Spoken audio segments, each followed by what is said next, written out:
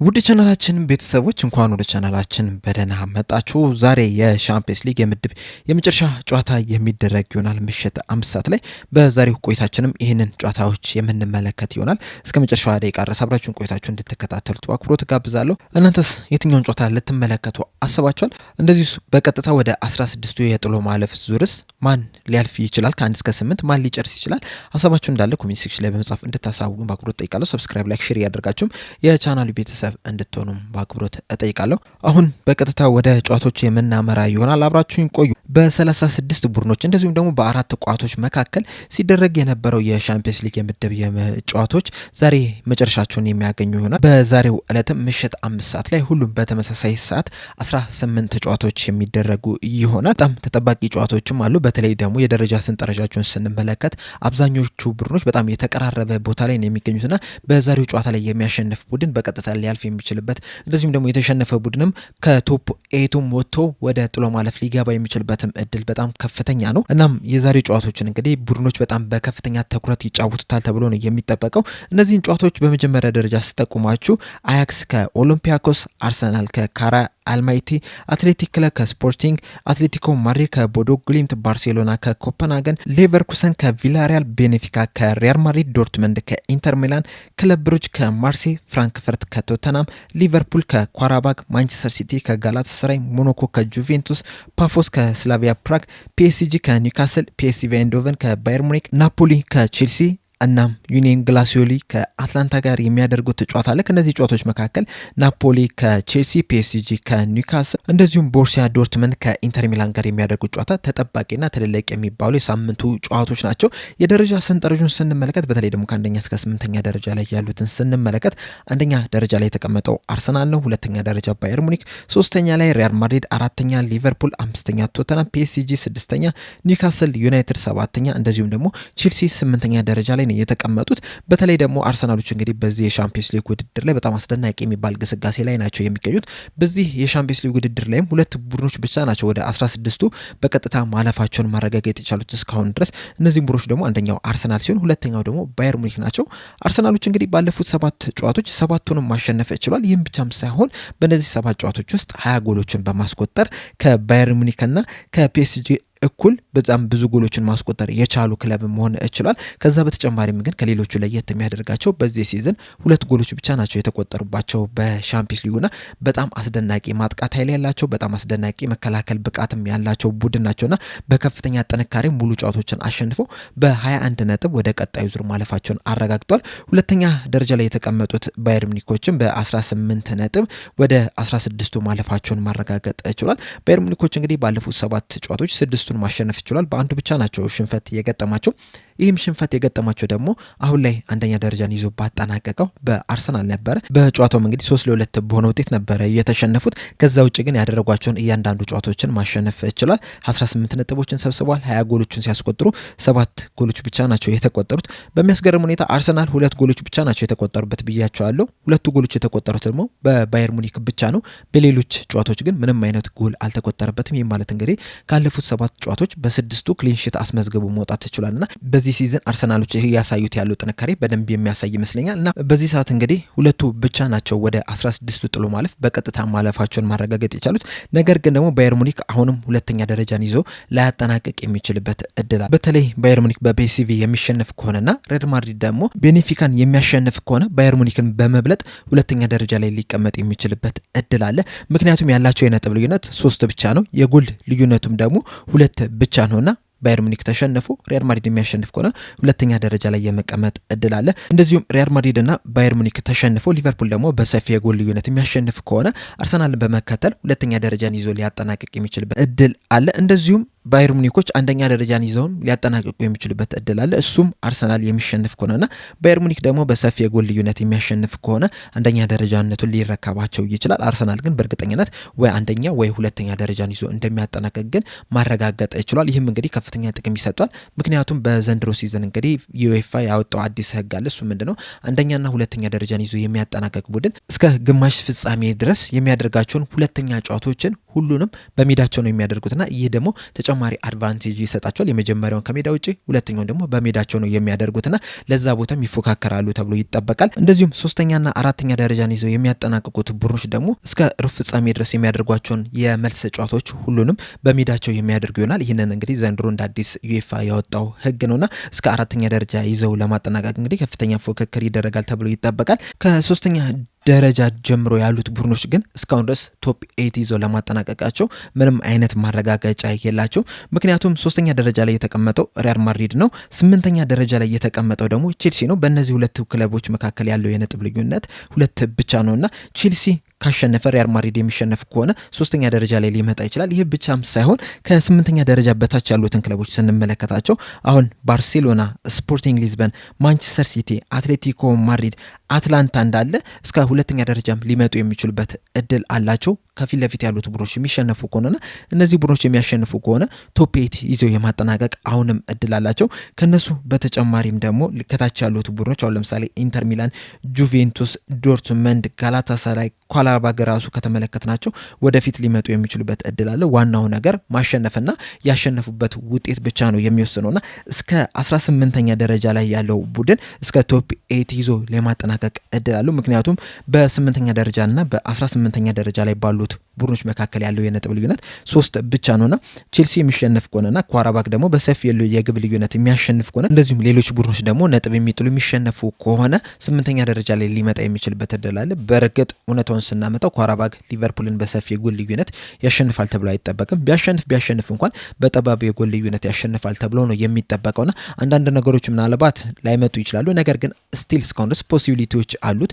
በሂሳብ ደረጃ በሂሳብ ስሌት አሁንም ድረስ እንግዲህ ቶፕ 8ን ይዞ ሊያጠናቅቅ የሚችልበት እድል አላቸው። እናም በዚህ ምክንያት እንግዲህ በዛሬው ጨዋታ ላይ የሚደረጉ እያንዳንዱ ጨዋታዎች በጣም ትልቅ ትርጉም ያላቸው ናቸው። ከዛ በተጨማሪም ደግሞ ከ9ኛ እስከ 24ኛ ደረጃ ይዘው የሚያጠናቅቁ ቡድኖች ራሱ እስካሁን ድረስ አልተረጋገጠም። 4ኛ ደረጃ ላይ ያለውን ክለብ ስንመለከተው እንኳን ኦሎምፒያኮስ ነው። በ8 ነጥብ ነው 24ኛ ደረጃ ላይ የተቀመጠው። ከሱ በታች ያሉትን ስንመለከት ናፖሊና ኮፐንሃገን በተመሳሳይ 8 ነጥብ በጎል ክፍያ ተበልጠው 25ኛና 26ኛ ደረጃ ላይ ተቀምጠዋል።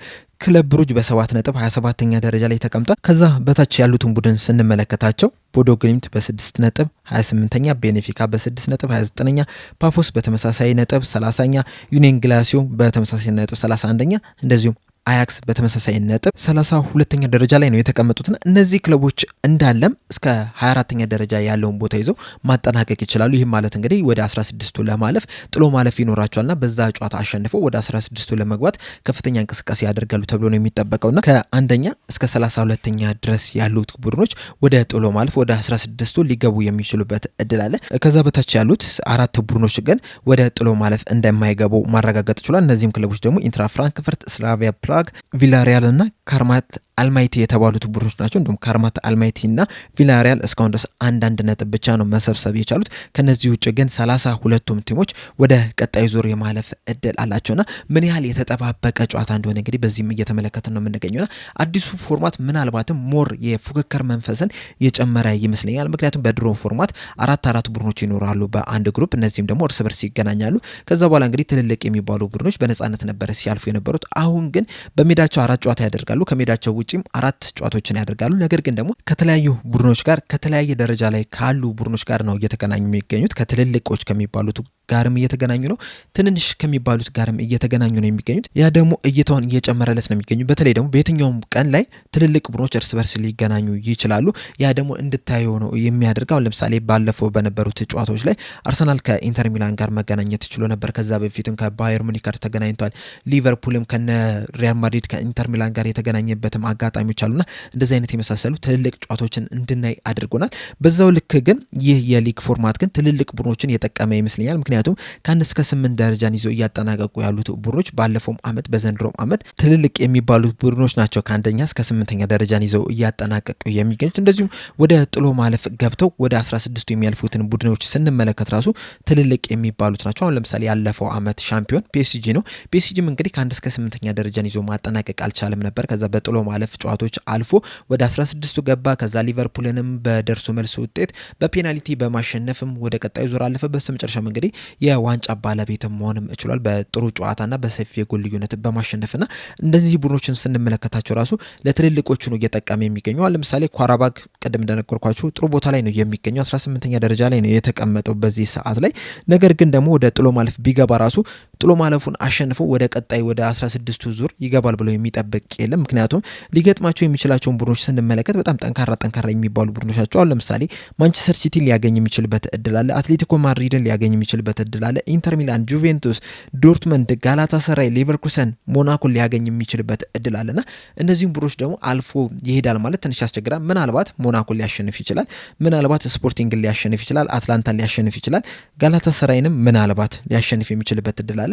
ከዛ ውጭ ያሉት ግን እነዚህ ትልልቅ የሚባሉ ቡድኖችን ግን አሸንፎ ወደ ቀጣይ ዙር ያልፋል ማለት ትንሽ አስቸጋሪ ነው የሚሆነውና ሞር ይሄ የሊግ ፎርማት ለትልልቁ ቡድኖች የጠቀመ ይመስለኛል። እንደዚሁም ለደጋፊም እንግዲህ ትልልቅ ጨዋታዎችን የምናይበት አጋጣሚ ፈጥሮልናል። ነገር ግን እንዳጠቃላይ ግን አሁን በበፊቱ ፎርማት ላይ ይሄ ሰርፕራይዚንግ ቲም እንደምናገኝበት ግን በዚህ ሰዓት ሰርፕራይዚንግ ቲም እናገኛለን ማለት ትንሽ አስቸጋሪ ይመስለኛል። ከዛ ውጭ ግን በጣም ጠንካራ የሚባሉ ፉክክሮችን እየተመለከተን ነው የምንገኘው፣ ደመቅ ያለ ጨዋታዎችን እየተመለከተን ነው የምንገኘውና ያ ነገር እንግዲህ አስደሳች ያደርጓል። በእርግጥ ለክለቦች ጥሩ የሚባል አይደለም፣ ምክንያቱም ሁለት ተጨማሪ ጨዋታዎችን ጨምሮባቸዋል ከበፊቱ ፎርማት።